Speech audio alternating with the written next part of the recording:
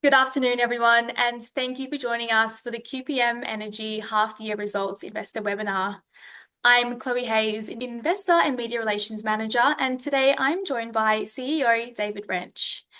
Today, David will be providing an overview of the company's results for the half-year ended 31 December 2024. And following this, we will run through a Q&A session. And if you'd like to ask a question throughout today's presentation, please use the Q&A function, which can be found at the bottom of your screen. And David, I'll hand it over to you. Right, thanks very much, Chloe. And let me add my welcome to everyone joining in today or tuning in today. I just wanted to start by giving a bit of an overview of the 6 months through to December 24. It was a really busy time for us at QPME. And I just wanted to sort of run through a couple of the highlights, some of the challenges, and then perhaps we'll talk a little bit more detail about some of our financial results for the period. I guess during the period, we had a big focus on improving our operational activities, in particular our production, and we saw as a result of that a very steady increase in our managed production over the 6 months. We had very, very stable operating costs, and you'll see that reflected in our financials. We completed a number of very successful workovers where we were bringing back online existing wells that had been offline for whatever reason, and that was contributing, or that was a major contributor to our increases in production. And we also completed quite a major drilling program with the 7 Teviot Brook South wells. We completed that work and brought them online towards the end of the half. So all in all, operationally, it was a very, very busy 6-month period. Commercially, we also achieved a number of very significant milestones. We completed and agreed new contracts for the North Queensland Gas Pipeline and Townsville Power Station capacities. Those contracts take effect from the 1st of July this year, and they have enabled us to materially reset the business's cost base, and we are expecting to see a very significant improvement in our operating position and financial performance in the FY26 year, so starting from 1 July this year. We also completed, right at the end of the period, the acquisition of the Moranbah Power Station. That's quite a significant, although it's reasonably small when compared to the Townsville Power Station, it's quite a significant asset for us because it is linked to our field. It supplies electricity directly to our field, but also has a grid connection. So we're able to manage both export to the grid through the power station, but also import power for the field when we need it, and particularly at times during the middle of the day when the power prices are very low to negative. That also has resulted in a significant cost out of the business. So we're endeavouring to set ourselves up to have a lower cost base, particularly for FY26, which should materially impact our operating profitability and viability. Financially, and we'll spend some more time on this during the rest of the presentation, we generated very strong electricity revenues for the half. We were able to work towards reducing a significant reduction, in our tech project spend and overheads. And of course, we'll talk about that in a sec, but we reported an accounting profit for the 6-month period. So overall, we believe it was we achieved a whole lot of positive milestones during the period. However, we had some challenges, like any business. We have talked about this previously, but the gas supply we received from third parties was reduced. That supply and flow reduced over the period, and unfortunately, all but offset the gains we had made in our own managed production. We've had some difficulties bringing on some of the new Teviot Brook South wells. We've seen very encouragingly very, very early gas flows from those wells. However, we've also seen production of significant volumes of coal fines in the well bores, which are causing us to block some of the wells and require additional workovers. That work is ongoing right now. But overall, we're very encouraged by what we're seeing. The challenge for us is managing the wells in a manner which continues to have them productive without creating a coal fines issue. We did a lot of work planning for the TPS shutdown, which is happening in the June quarter. And we've also been impacted a little bit by some weather events in January and February of this year. So there were some challenges, but overall we feel that the 6 months to December was a pretty positive period for the company and sets us up very nicely for the next few years of performance. Turning to the numbers, we actually reported, it's a maiden profit for the group, after profit after tax of $15.5 million for the 6 months. It was driven by gas sales revenue, and in particular electricity sales, particularly electricity sales revenue growth. We have a very stable operating cost base now, which is very consistent. However, the results have been a little bit distorted by a series of non-cash adjustments to reported revenue, and they relate to the accounting treatment that we're required to use for various contracts which we acquired as part of the MGP acquisition in August 2023. And effectively what those accounting adjustments relate to is relating to gas sales agreement contracts and the contracts we have with the Townsville Power Station and North Queensland Gas Pipeline.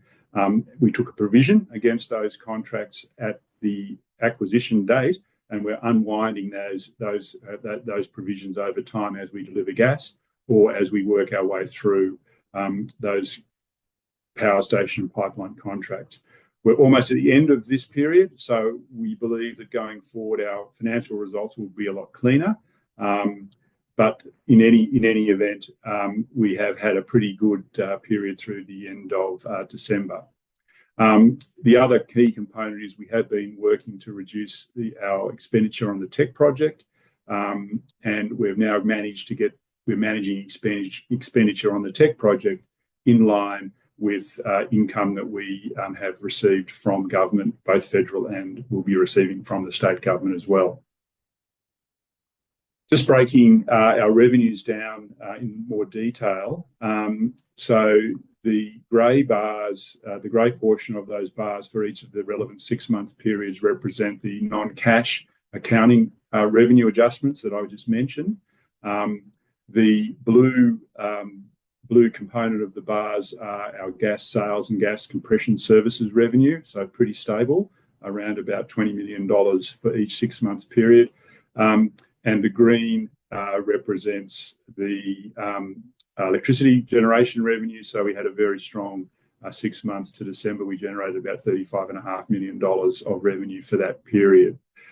So we've seen consistent revenue growth period on half year on half year. And if we just delve into the electricity sales revenue component of our revenue stream, you can see that we've been achieving very good electricity sales prices. In fact, for the 6 months, we averaged about $320 a megawatt hour. And that, of course, equates to a gas net back price of around $28 to $29 a gigajoule for gas which we use to generate electricity. And we've seen a consistent upward trend in those numbers. You'll note that in the 6-month period to June 24, we generated more electricity, and that was as a result of an outage dyno outage in February last year, where we had more gas available for electricity generation compared to the 6 months to December 24. But anyway, we're seeing a very strong growth in electricity generation revenues and prices achieved. And hence our focus for the business is to see what we can do to grow that avenue or that part of our revenue stream. Another way of looking at what we've been able to achieve in the electricity market is to compare our price received versus the average price for the Queensland national electricity market for the same period. So for 6 months to December, we averaged about $320 a megawatt hour. The market average was around $114. So we're generating a very significant premium over average electricity pricing by targeted generation during peak pricing periods. And so we've had a very successful dispatch strategy, and our energy markets team has done a great job of ensuring that we're up and running and dispatching electricity at almost precisely the right time to capture as many market events as we can. Turning to costs, we've been working hard at managing our field operating costs, which we are starting to, or there's certainly a slight reduction period on period from the June 6 month, the period ending June 24 to the period ending December 24.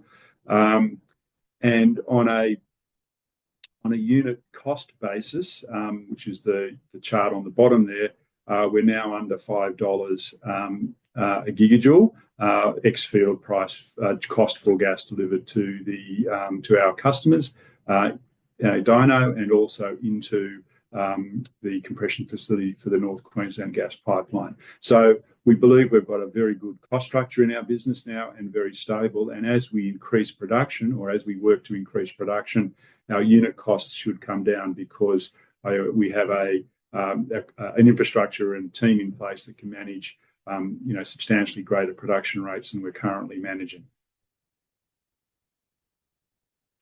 Turning to just to try and look at the cost structure overall, and these are actual costs incurred by the business before accounting adjustments. And what I'm trying to do here is give people a sense of what were the actual costs in the business. And again, we've broken this up in a number of categories. The grey is our corporate overhead costs. The little blue bar there is the tech project related costs, and you can see they've come down substantially over the last few periods. Our MGP field operating costs, very stable, around $24 million for each period. And the largest component of our cost base, as I think we've highlighted many times previously, is the cost we pay for infrastructure. Predominantly, that's the North Queensland Gas Pipeline capacity and also the Townsville Power Station capacity. If we look forward from 1 July this year, we'll see a significant reduction in both of those costs in QGP and TPS. And you can see that will make a very material reduction in our overall cost, our cost basis going forward. So assuming everything else being equal, we'll have the ability to generate revenues well in excess of our cost base, everything else being the same. Capital expenditure, it's interesting to actually look back, but since we acquired the MGP in August 2023, we've actually had a very active capital investment program. In fact, we've invested now over $35 million. That's across a series of a group of activities, largely focused around the new Teviot Brook South wells. We've had quite an active well workover program, which has been very important in us building and managing and increasing our managed production. We've done work with our gathering system to try and manage additional gas flows and remove constriction points and bottlenecks in the system, and that work is ongoing. We've put additional tie-in points within our infrastructure to accept gas from third parties. And we've had other minor works around the field that have helped us to upgrade and improve the reliability of our overall infrastructure footprint. We've seen some of that benefit flow through, but there is still, quite a deal of additional benefit that we expect to see coming through, particularly as the Teviot Brook wells come online and as we see the ongoing benefit of the well workover program that we have. We'll start to see that coming through over the next 3 to 6 months as our managed production base continues to build. So just perhaps just turning to a bit of an outlook for where we're going. The period we're currently in, so through to the end of June, and I think we've flagged this on numerous occasions, it's quite a period of transition for QPM, and our operating and financial results are going to be impacted by a number of issues that are we've flagged previously. So we have the major overhaul of the Townsville Power Station that commences in late March and runs through to June. That's effectively a major overhaul of that power station, and when it's back online in late June, early July, it will be effectively a new unit. We have, as a result of that, we won't have access to that power station for that 3-month period. So we will have to manage our production levels, and that'll involve us ramping down and managing down our production so that we have balanced production versus offtake for our normal and regular customers, being Dyno, CRL, and also the Moranbah Power Station. Obviously, there is an ongoing process for the sale of the Grosvenor and Moranbah North Teviot Brook mines, and that will continue during the period. And we're not sure when that will complete, but that will potentially impact a change of operator, may impact our activities. But I think, leaving aside all of I guess there'll be some noise and a little bit of difficulty understanding our both operating and financial results because of those issues. From 1 July, we will have a clean slate. And we believe the company is going to be really well positioned to benefit from the commencement of the new pipeline and power station capacity and dispatch agreements. Really start to see managed production growth through continued work with the new Teviot Brook South wells. We've got a few other gathering system capital works projects that are underway currently, and we're starting to see some real benefits coming from that work. And we've got another round of quite interesting workover program plan, and that includes actually using a coiled tubing rig to unblock. We have about 20 lateral wells in the field that are blocked currently. We're going to go back in and unblock those wells using a coiled tubing rig, and we think that has the scope to add some significant additional production across our field from existing wells. We're also continuing to work pretty hard on a number of, business development and new opportunities within and to grow our portfolio of assets. We're working to secure additional third-party gas supply. We have done a major piece of work and right in the middle of a major review of our both resource and reserve estimation, and that's involved a very significant remapping of the field based on well data, our own production track record now and history, and we expect that work to be completed over coming weeks and then be certified by Netherland Sewell. And as we've flagged, we are working towards developing new power generation opportunities, both greenfields and hopefully some brownfields opportunities that we might be able to take advantage of. The idea there is to enable us to be able to dispatch more generation during the peak pricing windows. We have the gas to do it. We just need the additional generation capacity.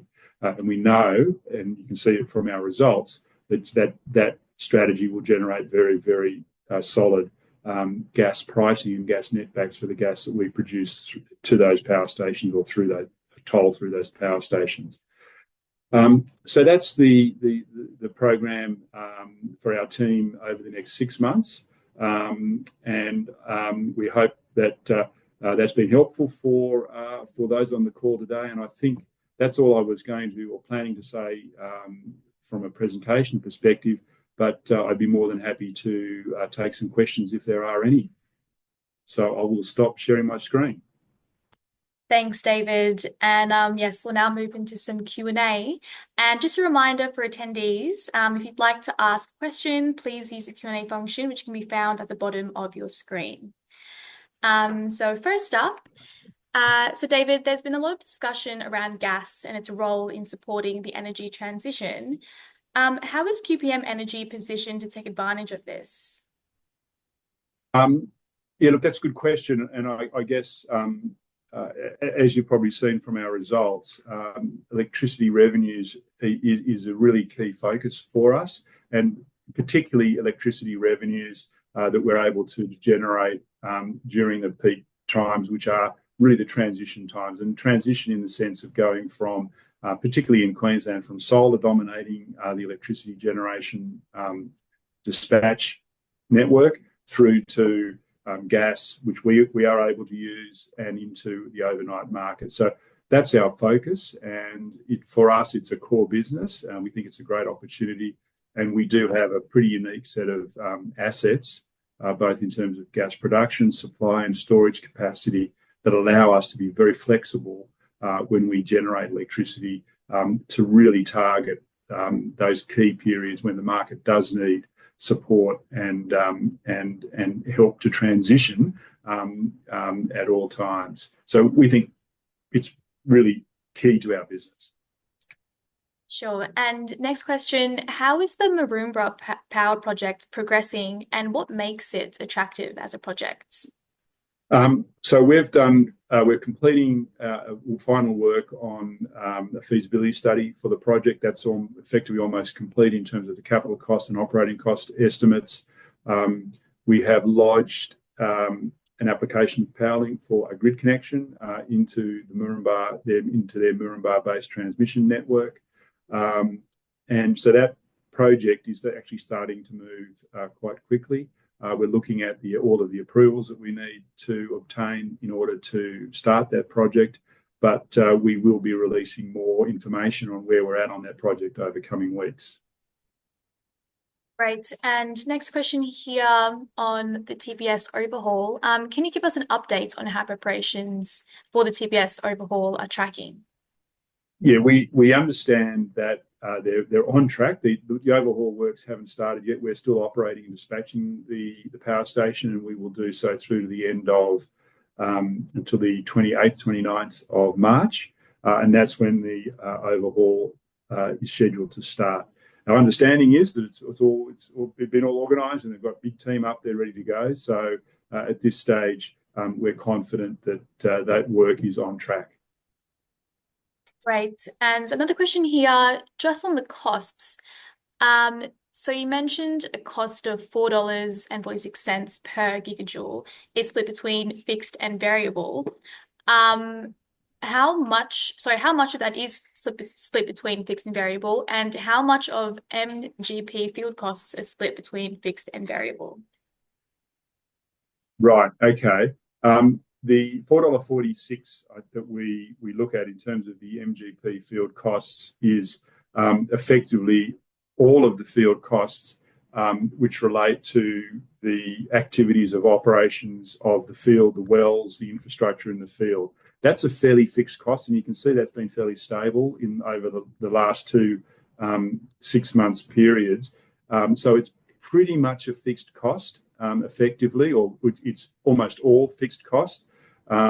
So the way that we can reduce our unit cost or cost per gigajoule is by driving production higher, because we have capacity within our fixed cost base, our team, and the activities that we're undertaking to manage quite a substantial increase in production from where we are today, which will lead to a proportionate reduction in unit costs.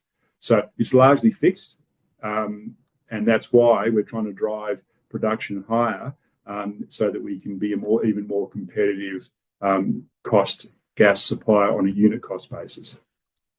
Okay, great. And next one here is, how much of ongoing CapEx is related to the ongoing well abandonment expenditure? And could you elaborate on what sort of well workovers you are undertaking? Right. So we're not doing any abandonment work.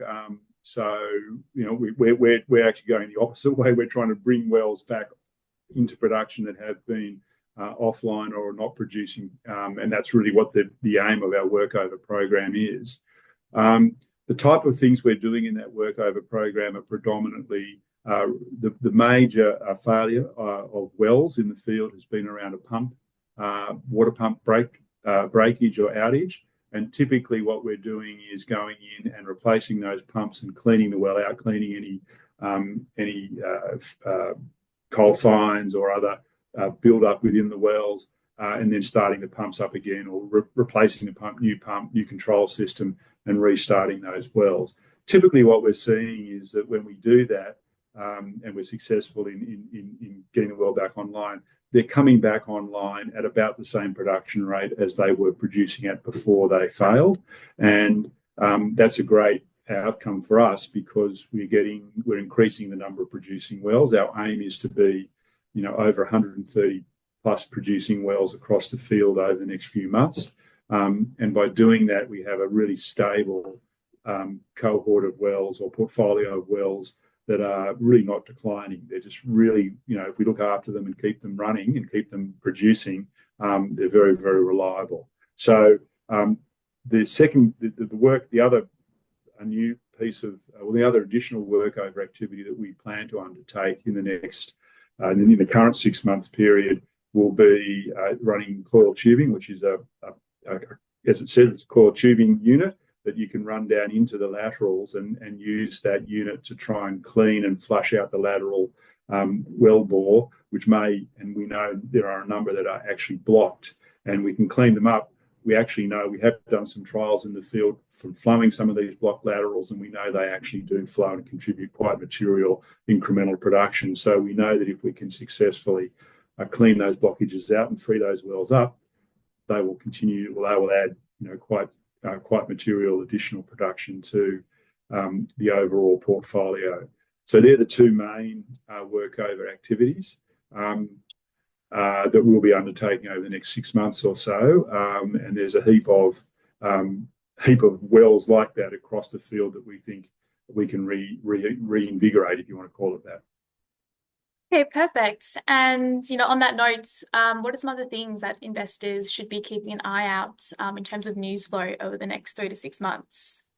Yeah, look, I think the key milestones that we're working towards are around really understanding and assessing our resource and reserve position. That's a major piece of work, and that'll be certainly in the next 6 to 8 weeks. We'll be starting to really be able to articulate that clearly. We think that's very important for us. I think the next piece of work that I think will be that'll be critical will be understanding what is the pathway for us to develop additional power generation